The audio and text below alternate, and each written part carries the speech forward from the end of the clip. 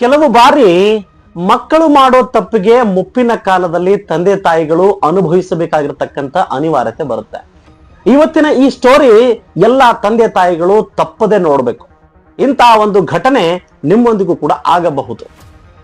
ಶಹಬಾದ್ ಪಟ್ಟಣದ ನಿವಾಸಿ ಚಂದ್ರಕಾಂತ್ ಹುಚ್ಚೇಗೌಳಿಗೆ ಈ ಸಂದರ್ಭದಲ್ಲಿ 80ರ ಆಸುಪಾಸಿನಲ್ಲಿ ವಯಸ್ಸು. ತನ್ನ ಹೆಂಡತಿಯೊಂದಿಗೆ ಇಳಿ ವಯಸ್ಸಿನಲ್ಲಿ ಹಾಗೋ ಹೀಗೋ ಅಡ್ಜಸ್ಟ್ ಮಾಡಿಕೊಂಡು ಜೀವನವನ್ನ ತಾನು ಕಟ್ಟಿರ್ತಕ್ಕಂಥ ಮನೆಯಲ್ಲಿ ಏನಪ್ಪಾ ಅಂತ ಕೇಳಿದ್ರೆ ಜೀವನವನ್ನ ನಡೆಸ್ತಾ ಇದ್ದ. ಇವರಿಗೆ ಒಟ್ಟಾರೆಯಾಗಿ 3 ಮಕ್ಕಳಂತೆ. 2 ಗಂಡಾದ್ರೆ 1 ಹೆಣ್ಣು. ಆ 2 ಗಂಡಿನಲ್ಲಿ ಒಬ್ಬನ ಹೆಸರು ನಂದಕಿಶೋರ್ ಆದ್ರೆ ಇನ್ನೊಬ್ಬನ ಹೆಸರು ರವಿ ಅಂತ. ನೋಡಿ, ಈ ತಂದೆ ತಾಯಿಯೊಂದಿಗೆ ಎಷ್ಟೊಂದು ದೊಡ್ಡ ಪ್ರಮಾಣದಲ್ಲಿ ಮಕ್ಕಳು ಮೋಸ ಮಾಡಿದ್ದಾರೆ ಅನ್ನೋದನ್ನ ಈ ಒಂದು ಸಂಚಿಕೆಯಲ್ಲಿ ನೀವೆಲ್ಲರೂ ವೀಕ್ಷಿಸಬೇಕಾಗತ್ತೆ. ಅವರ ಮಗ ರವಿ ಅನ್ನೋ ವ್ಯಕ್ತಿ ಏನ್ ಮಾಡ್ತಾನೆಪ್ಪ ಅಂತ ಕೇಳಿದ್ರೆ ಅವರ ತಂದೆ ತಾಯಿ ಜೊತೆ ಇರ್ತಾನಂತೆ. ಆ ಸಂದರ್ಭದಲ್ಲಿ ತಮ್ಮ ತಂದೆ ತಾಯಿಗೆ ಫೋರ್ಸ್ ಮಾಡಿ ಮನವಿ ಮಾಡಿಕೊಂಡು ಅವರ ತಂದೆ ತಾಯಿಗೆ ಹೆಸರಿರ್ತಕ್ಕಂತ ಮನೆಯನ್ನ ತನ್ನ ಹೆಸರಿಗೆ ಮಾಡ್ಕೊಂತಾನೆ. ಆದ್ರೆ ಅವರ ಈ ಮಾತನ್ನ ಅವರ ತಮ್ಮನಿಗೂ ಕೂಡ ಗೊತ್ತಿಲ್ಲ, ಅವನ ಸಹೋದರಿಗೂ ಕೂಡ ಗೊತ್ತಿಲ್ಲ. ಇನ್ನು ತಂದೆ ತಾಯಿಗಳು ಈ ಸಂದರ್ಭದಲ್ಲಿ ಅವನ ಮೇಲೆ ಆರೋಪ ಮಾಡ್ತಾ ಇದ್ದಾರೆ. ನಮಗೆ ಯಾವುದೇ ರೀತಿಯಾಗಿರ್ತಕ್ಕಂಥ ಮಾಹಿತಿ ನೀಡದೆ ನಮಗೆ ಓದೋದಕ್ಕೆ ಬರೋದಿಲ್ಲ, ಬರೆಯೋದಕ್ಕೆ ಬರೋದಿಲ್ಲ, ನಾವು ಸಿಗ್ನೇಚರ್ ಮಾಡಿದ್ದೀವಿ, ನಮ್ಮನ್ನ ಮೋಸ ಮಾಡಿದ್ದಾನೆ ಅಂತ ಅವ್ರ ಈ ಸಂದರ್ಭದಲ್ಲಿ ಆರೋಪ ಮಾಡ್ತಿದ್ದಾರೆ. ಮನೆ ಏನೋ ತನ್ನ ಹೆಸರಿಗೆ ಮಾಡ್ಕೊಂಡಿದ್ದಾನೆ, ಮಾಡ್ಕೊಳ್ಳಿ.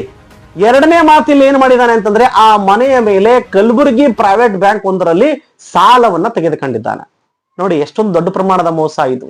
ಈ ಒಂದು ಮನೆಯ ಮೇಲೆ ಆತ ಸಾಲವನ್ನ ಮಾಡ್ಕೊಂತಾನೆ. ಆ ಸಾಲವನ್ನ ಮತ್ತೆ ಆ ಬ್ಯಾಂಕಿಗೆ ಅವನು ಕಟ್ಟಕ್ಕೆ ಆಗ್ಲಿಲ್ವೇನೋ.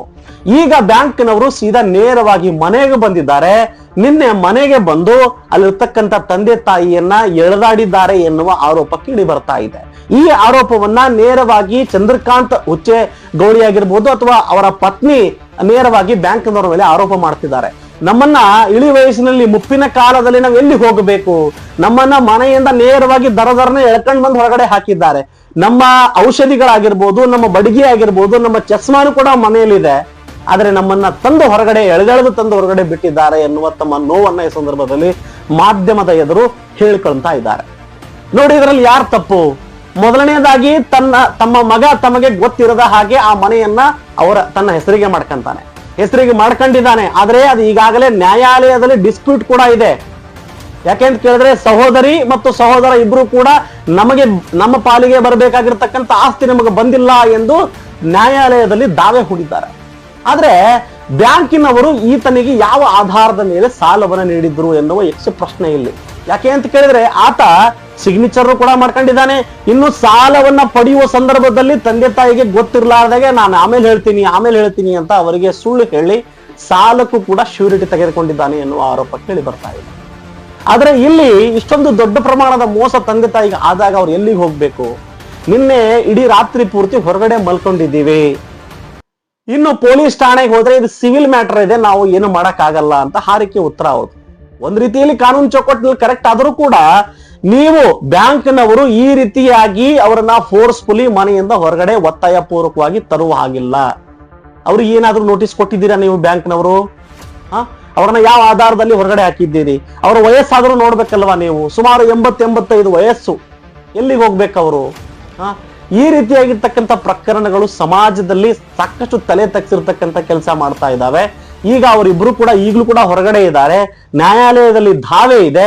ಆದ್ರೂ ಕೂಡ ಬ್ಯಾಂಕ್ನವರು ಸೀದಾ ಮನೆಗೆ ಬಂದು ನೋಟಿಸ್ ಅನ್ನ ಹಾಕಿ ಅದನ್ನ ಸೀಲ್ ಮಾಡಿ ಹೋಗಿರ್ತಕ್ಕಂಥದ್ದು ಎಷ್ಟರ ಮಟ್ಟಿಗೆ ಸರಿ ಎನ್ನುವ ಚರ್ಚೆ ಈ ಸಂದರ್ಭದಲ್ಲಿ ನಡೀತಾ ಇದೆ. ಇನ್ನು ಪೊಲೀಸರು ಕೂಡ ಇಲ್ಲಿ ಸ್ವಲ್ಪ ಮುತುವರ್ಜಿ ವಹಿಸಬೇಕಾಗಿತ್ತೇನೋ ಅಂತ ಹಿರಿಯ ಜೀವಗಳನ್ನ ಮನೆಯಿಂದ ತಂದು ಹೊರಗಡೆ ಹಾಕಬೇಕಿದ್ರೆ ನೀವೇನ್ ಮಾಡ್ತಾ ಇದ್ದೀರಿ? ಬ್ಯಾಂಕಿನವರಿಗೆ ಏನಾದ್ರೂ ಕನ್ವಿನ್ಸ್ ಮಾಡ್ಬೋದಿತ್ತೇನೋ, ಇನ್ನೂ ಸ್ವಲ್ಪ ಸಮಯ ತೆಗೆದುಕೊಳ್ಬೇಕಾಗಿತ್ತೇನೋ, ಇನ್ನೊಬ್ಬ ಮಗನ ಜೊತೆ ಮಾತನಾಡಿ ಅವರಿಗೆ ಪರಿಹಾರವನ್ನ ನೀವು ನೀಡಬಹುದಿತ್ತೇನೋ ಎನ್ನುವ ಪ್ರಶ್ನೆಗಳು ಕೂಡ ಇಲ್ಲಿ ಉದ್ಭವ ಆಗುತ್ತೆ. ಆದ್ರೆ ಇಂತಹ ಪ್ರಕರಣಗಳಿಂದ ತಂದೆ ತಾಯಿಗಳು ಸಾಕಷ್ಟು ಎಚ್ಚರಿಕೆಯಿಂದಿರಬೇಕು. ನೀವು ಸಿಗ್ನೇಚರ್ ಮಾಡುವ ಮುನ್ನ ಎಚ್ಚರಿಕೆಯಿಂದ ಮಾಡಬೇಕು. ನೀವು ನಿಮ್ಮ ಮುಪ್ಪಿನ ಕಾಲದಲ್ಲಿ ಹೀಗೆ ರಸ್ತೆಗೆ ಬಂದು ಬೀಳಬೇಕಾಗಿರ್ತಕ್ಕಂಥ ಅನಿವಾರ್ಯತೆ ಬರುತ್ತೆ.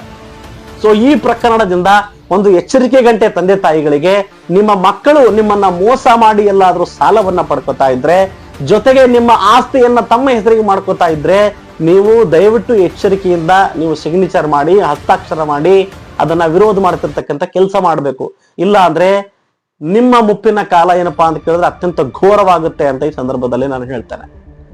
ಈಗಲಾದರೂ ಅಲ್ಲಿರ್ತಕ್ಕಂಥ ಪೊಲೀಸ್ ಇಲಾಖೆ ಆಗಿರ್ಬೋದು ಅಥವಾ ಯಾವ ಬ್ಯಾಂಕಿನಲ್ಲಿ ಆತ ಸಾಲ ಮಾಡಿದಾನೋ ಅವನಿಂದ ವಸೂಲಿ ಮಾಡ್ತಿರ್ತಕ್ಕಂಥ ಕೆಲಸ ಮಾಡಬೇಕೇ ಹೊರತು ನೀವು ಈ ರೀತಿಯಾಗಿ ಮುಪ್ಪಿನ ಕಾಲದಲ್ಲಿರ್ತಕ್ಕಂಥ ತಂದೆ ತಾಯಿಗಳಿಗೆ ನೀವು ರಸ್ತೆ ಮೇಲೆ ಬಿಟ್ಟು ಹೋದ್ರೆ ಇದು ಮಾನವೀಯತೆಗೆ ಮನುಷ್ಯತ್ವವನ್ನ ಮರೆತಿದ್ದೀರಿ ಅಂತ ಆಗುತ್ತೆ. ಈಗಲಾದರೂ ಅವರಿಗೆ ಒಂದು ಅವಕಾಶ ಕೊಟ್ಟು ಅವರ ಮಗನನ್ನ ಕರೆತಂದು ನೀವು ಸಾಲವನ್ನ ವಸೂಲಿ ಮಾಡೋದಕ್ಕೆ ಮುಂದಾಗಬೇಕು ಅನ್ನೋದೇ ನನ್ನ ಒಂದು ಮನವಿ. ಮತ್ತೆ ಭೇಟಿ ಆಗ್ತೇನೆ. ನಮಸ್ಕಾರ. ಈಗ ಹಿಂದೆ ನೋಡೋರು ಯಾರ್ರಿ ಈಗ ಹಂಗ ಹಿಂಗ್ ಮಾಡ್ಕಸಿ ಯಾವಾರ ಮನಿ ನಡೆಸ್ತೀವಿ, ಆದ್ರ ನಮಗ್ ಬಾಡಿಗೆ ಕೊಡೋದು ಆಗಂಗಿಲ್ಲ. ನಮ್ಮಲ್ಲಿ ಆಮ್ದಾನಿನೇ ಇಲ್ಲ, ಏನೋ ಏನ್ ಮಾಡ್ಬೇಕು? ಬಾಳ್ ಮುಷ್ಕಿಲ. ನಾವು ಲೆಕ್ಕ ಮಾಡ್ಲಕತ್ತೀವಿ, ನಿದ್ದೆ ಬರಲಾಗ್ಯದ ರಾತ್ರಿ ಸೇರಿದಾಗ ಹಂಗೆ ಬಿದ್ದೀವಿ ನಾವು ರಾತ್ರಿ. ಅಲ್ಲ ನಾಯಕ್ರ ಈಗ ಇವತ್ತ ನಾಳೆ ಕಂಪ್ಲೇಂಟ್ ತಗೋಬೇಕು. ನ್ಯಾಯ ಕೊಡ್ಬೇಕ ಅವ್ರಿಗೆ, ಇದು ಕೂಲಿದು ತೆರ್ಲಕ್ ಕೊಡ್ಬೇಕು ಅವ್ರು. ಇದು ರೂಮ್ ನಮ್ಗೆ ಬೇಕು, ನಾ ಇರೋತನ ಬೇಕು. ಇಂಥ ಮನುಷ್ಯ ತಗೊಂಡು ಎಲ್ಲಿ ಹೋಗ್ಬೇಕು? ಅದು ಏನೇನ್ ಹೆಂಗಂಗ್ ಮಾಡಿ ನಾವ್ ಗೊತ್ತಿಲ್ರಿ. ನಾವ್ ಹಳ್ಳಿ ಮಂದಿ, ನಮಗ್ ಏನು ಗೊತ್ತಿಲ್ಲ ಅದ್ರ ಖರೆ ಅಂದ್ರೆ.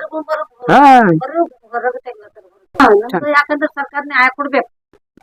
ಇಂಥ ಮಕ್ಕಳು ನಮ್ಗೆ ಹಿಂಗ್ ಧೋಕಾ ಮಾಡ, ನಾವು ಮನೆ ಮಾಡಿದ್ದ ಇಂಥ ಮಾಡ, ನಮ್ಗೆ ನ್ಯಾಯ ಬೇಕು. ಇಂಥ ತಗೊಂಡ್ ಮನುಷ್ಯಾಗ ಎಲ್ಲಿ ಹೋಗ್ಬೇಕು? ನಾವ್ ಇರ್ತಾನ ನಮ್ಗ ಮನಿ ಬೇಕು. ನಮ್ಗೆ ಹೇಳಾರ್ದೆ ಅವ ಧೋಕಾ ಮಾಡ್ಯಾನ ನಮ್ಗೆ. ನಿಮ್ ಆಸ್ತಿ ನಿಮ್ ಮಗನ ಹೆಸರು ಮೇಲೆ ಅದ ಹೆಂಗ್ ಮಾಡ?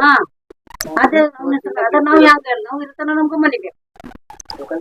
ಅಲ್ಲ ನಿಮಗ್ ಮನಿ ಈಗ ನಿಮ್ ಮಗನ ಹೆಸರು ಮೇಲೆ ಮನಿ ಆದ್ರಿ, ನಿಮ್ ಮಗ ಲೋನ್ ತಗೊಳನ ಈಗ ಅದು ಏನ್ ಮಾಡ್ಬೇಕು ಈಗ? ಅದೇ ಅಂದಿನಲ್ಲ, ನ್ಯಾಯ ಬೇಕು. ಧೋಕಾನು ಮಾಡ್ಯಾನ ಅವ. ನಮ್ಗೆ ಇರ್ಲಕ್ ಒಂದ್ ರೂಮ್ ಕೊಡ್ಬೇಕು. ಒಂದ್ ರೂಮ್ ಬೇಕು ನಮ್ಗ. ನಾವ್ ರೂಮ್ ಕೊಡತನ ನಾವ್ ಇದು ಹೋಗಲ್ಲ. ಏನಾರ ಆಯ್ತಂದ್ರ ಆ ಬ್ಯಾಂಕ್ನವ್ರ ಮೇಲೆ ಕೇಸ್ ಹಾಕ. ಆದ್ರೂ ಏನ್ ಮಾಡ್ತಿದ್ರೆ ಫೋರ್ಸ್ಫುಲ್ಲಿ ಬಂದು ಅವ್ರಿಗೆ ಹೆಣ್ಮಕ್ಳಿಗೆ ಈ ತರ ಟ್ರೀಟ್ ಮಾಡಿದಾರಲ್ಲ, ಬೆಳೆ ಮತ್ತು ಎಲ್ಲಾ ಮುರಿದವ್ರು. ಪಾಪ ಅವ್ರ ವಯಸ್ಸಾಗಿದೆ, ಅವ್ರೆಲ್ಲ ವಯಸ್ಸಾಗಿದೆ, ಎಲ್ಲ ಬೆಳೆಯೋದು ಮಾಡೋದು ಡಬ್ಬಿ. ಅವ್ರ ಮಕ್ಕಳು ಇಲ್ಲ ಅಲ್ಲಿ, ಅವ್ರು ಹೇಳ್ತಿದಾರೆ ಅಂತ ಹೇಳ್ತಿದ್ದಾರೆ. ಆದ್ರೂ ವೇಟ್ ಮಾಡಕ್ಕೆ ಇದಿಲ್ಲ ಅವ್ರು. ಪಾಪ ಅವ್ರು ತುಂಬಾ ಬರ್ತಾರ ಈ ವಯಸ್ಸಲ್ಲಿ ಅವರು. ಆ ಬ್ಯಾಂಕಿನವ್ರಿಗೆ ಆಲ್ರೆಡಿ ರಿಕ್ವೆಸ್ಟ್ ಮಾಡ್ತೀವಿ, ನಮಗ್ ಒಳಗಡೆ ಬಿಡ್ತಿಲ್ಲ. ನಾವು ಬಂದಿದ್ದೇವೆ ಆ ಟೈಮಲ್ಲಿ, ಇಲ್ಲಿ ಸ್ವಲ್ಪ ವಿಡಿಯೋಸ್ ಗಳು ಮಾಡಿದೀವಿ ನಾವು ಬ್ಯಾಂಕ್ನವ್ರು. ಆ ತರ ಬಿಹೇವ್ ಮಾಡಿದ್ದಾರೆ, ಆತರ ಎಲ್ಲಾ ಇದಾವೆ. ಈಗ ಮಕ್ಕಳು ಮಾಡಿದ್ದಾರೆ, ತಂದೆ ತಾಯಿ ಎಲ್ಲಿ ಹೋಗ್ಬೇಕು ಇವಾಗ ಅವರು? ಅದೇ ನಾವು ಕ್ವಶನ್ಸ್ ಕೇಳ್ತಿದ್ವಿ ಅವ್ರಿಗೆ.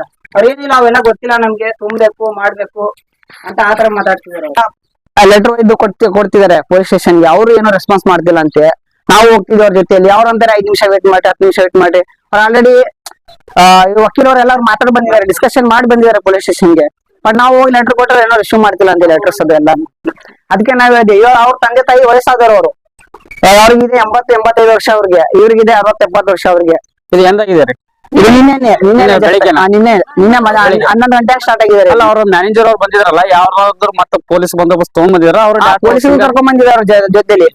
ಲೇಡೀಸ್ ಪೊಲೀಸ್ ಮತ್ತೆ ಒಬ್ಬ ಜೆಂಟ್ಸ್ ಪೊಲೀಸ್ ಬಂದು ಈ ತರ ಅವ್ರು ನಮ್ಗೆ ಒಳಗಡೆ ಬಿಡಕ್ಕೆ ಹೋಗ್ತಿಲ್ಲ. ಇವ್ರು ಬಂದಿರೋದು ಗೊತ್ತಿಲ್ಲ ಪೊಲೀಸ್ ನಮ್ಗೆ. ಇವ್ರು ಇರೋದ್ ಮನೆ ಅಲ್ಲಿ ಸ್ವಲ್ಪ ದೂರ ಇದೆ, 1 ಕಿಲೋಮೀಟರ್ ಆಗುತ್ತೆ ಅವ್ರಿಗೆ. ಇವ್ರು ಫೋನ್ ಮಾಡಕ್ಕೂ ಬಿಡ್ತಿಲ್ಲ ಮಗನಿಗೆ ಅವರು. ಯಾಕೆ ಇಲ್ಲ ಮಾಡ್ಬೇಕು, ಇವ್ರು ಒಟ್ನಲ್ಲಿ ಹೊರಗ್ ತೆಗೆದು ಅವ್ರ ಪ್ಲಾನ್. ಜಗದ್ ಹೊರಗ್ ತೆಗೆದು ಸೀಲ್ ಮಾಡೋದು ಅವ್ರ ಐಡಿಯಾ ಇತ್ತು ಸರ್. ಆತರ ಮಾಡಿ ಬಂದ್ರು. ಆಯ್ತು, ಇವ್ರು ಫೋನ್ ಮಾಡ್ತಂದ್ರೆ ಬಿಡ್ತಿಲ್ಲ ಅವ್ರು. ಹಂಗ್ ಮಾಡಿ ಪಕ್ಕದವ್ರು ಹೇಳಿದ್ಮೇಲೆ ನಾವು ಬಂದ್ವಿ ಎಲ್ರು. ಆ ಟೈಮಲ್ಲಿ ಬಂದ್ಮೇಲೆ ಅಲ್ಲಿವರೆಗೆ ಏನ್ ಮಾಡ್ತಾರೆ, ಅಜ್ಜಿಗೆ ಬಳೆ ಗಿಡ ಎಲ್ಲ ಹೊಡೆದೋಗ್ಬಿಟ್ಟಿತ್ತು. ಆ ಟೈಮಲ್ಲಿ ಕೈಗೆ ಹೊಡೆದಿವಿ ಸ್ವಲ್ಪ. ನೀನೆಲ್ಲಿ ಬರ್ದಿತ್ತಲ್ವಾ ಇವ್ರಿಗೆ ಕೈಗೆ? ನೀನೇ ಇಲ್ಲಿ ಕೈಗೆ ಈ ತರ ಎಲ್ಲ ಗಾಯ ಆಗಿದೆ. ಈ ತರ ಎಳೆದು ಮಾಡಿ ಫೋನ್ ಒಳಗಡೆ ಇದೆ, ಏನು ತೆಗಿಯಕ್ ಬಿಟ್ಟಿಲ್ಲ. ಟ್ಯಾಬ್ಲೆಟ್ಸ್ ಇದಾವೆ ಎಲ್ಲಾನು ಒಳಗಡೆ. ಹಾಗಾದ್ರೆ ನಿನ್ನೆ ಸಾಯಂಕಾಲ ಮತ್ತೆ ಎಲ್ಲಿ ಮಾಡ್ಕೊಂಡಿದ್ದಾರೆ? ಸಾಯಂಕಾಲ ಇಲ್ಲೇ ಪಕ್ಕದಲ್ಲಿ ಇಲ್ಲೇ ಮಲಗಿದ್ದಾರೆ, ಚಳಿಯಲ್ಲಿ ಮಲಗಿದ್ದಾರೆ ಅವ್ರು. ನಾವ್ ಮನೆ ಕರ್ಕೊಂಡು ಹೋಗಿ ಪ್ರಯತ್ನ ಮಾಡಿದ್ವಿ, ನಮ್ಮ ಮನೆಗ್ ಬರೀ ಅಂತ. ಅವ್ರಾದ್ರೂ ಇಲ್ಲ, ನಮ್ಗೆ ಅವ್ರದ್ದು ಒಂದು ಆಸೆ ಅಲ್ವಾ, ಅವ್ರದ್ದು ವಯಸ್ಸಾಗುವ ಟೈಮಲ್ಲಿ ಮನೆ ಬಿಡಕ್ ಆಸೆ ಇಲ್ಲ ಅವ್ರಿಗೆ. ಅದಕ್ಕೆ ನಾವು ಪ್ರಯತ್ನ ಮಾಡಿದೆ ಅವ್ರಿಗೆ ನಮ್ ಮನೆ ಕರ್ಕೊಂಡು ಹೋಗೋಣ ಅಂತ. ಊಟ ಮಾತ್ರ ತಂದು ಕೊಟ್ಟಿವಿ. ಅವ್ರು ಊಟ ಮಾತ್ರ ಸ್ವಲ್ಪ ಇದು ಮಾಡಿದ್ರು ಅಷ್ಟೇ, ಅದನ್ನು ಊಟನೂ ಹೋಗ್ಲಿಲ್ಲ ಅವ್ರಿಗೆ. ಉಪವಾಸದಿಂದ ಇದ್ದಾರೆ, ಇಲ್ಲಿ ಚಳಿಯಲ್ಲಿ ಮಲಗಿದ್ದಾರೆ ಅವರೆಲ್ಲಾನು. एक्चुअली भाई देखो हमारा अब समझ के लिया कि नहीं समझ के लिया कि पता नहीं, लिया होना पैसे। अब मैं भी क्या, अब अलग हूँ मैं भी। अब रोज के देखो बहुत भी सवेरे से शाम तक अगर मुश्किल से काम करे बोले तो भी 250 से 300 रुपये मिलता है मेरे को। अब उसमें मेरा घर का किराया, रेंट, 2 लड़कियां हैं मेरे को। अब उनको चलाना तो मुश्किल होता, उसमें और पापा उनके गोलियां वो ये फिर भी ऐसा वैसा करके थोड़ा चला रहे। अब वो उनको घर बाहर डालने के बाद अब उनका किराया का वो तो टोटल लोड गिरता, मेरा किराया मुश्किल से भर रहा हूँ सर। अभी एक बार काम मिलता है, एक बार नहीं मिलता, और घर का रेंट भी बाकी है, सब भरना करना। अब इनके गोलियां रहते महीने के 2.5 के बोले हैं। अब उनको किराए को रूम हुए बोले तो टोटल 5-10 हजार उनका हुआ, तो मैं 2-250 में मैं रखता हूँ। बहुत इनकम कुछ भी नहीं, फिर भी मेरे ऑलरेडी आंग पर आ रहा है, मेरा किराया भरने का नहीं हो रहा है। वो अब इनको कैसा भी करके अगर इनका न्याय मिले सरकार की तरफ से, इनको एक रूम भी अगर मिले तो बस है, हमारा टेंशन है सर। मैं तो अभी अलग हूँ, मेरे पर कैसा तो मेरा चलता है। इनको एक रूम भी मिले रहने तक, बाद में तुम प्रॉपर्टी ले जाओ क्या तो करो। मेरे प्रॉपर्टी में मेरा हिस्सा अभी ऑलरेडी केस भी चल रहा था, आज हेयरिंग था। आज जज अगर नहीं आया बोल के बोले तो आगे का डेट दिए 2-4 दिन बाद का, अब सेकंड हेयरिंग है, तो प्रॉपर्टी में हमारा हिस्सा है बोलकर हम केस डाले सर, ऑलरेडी केस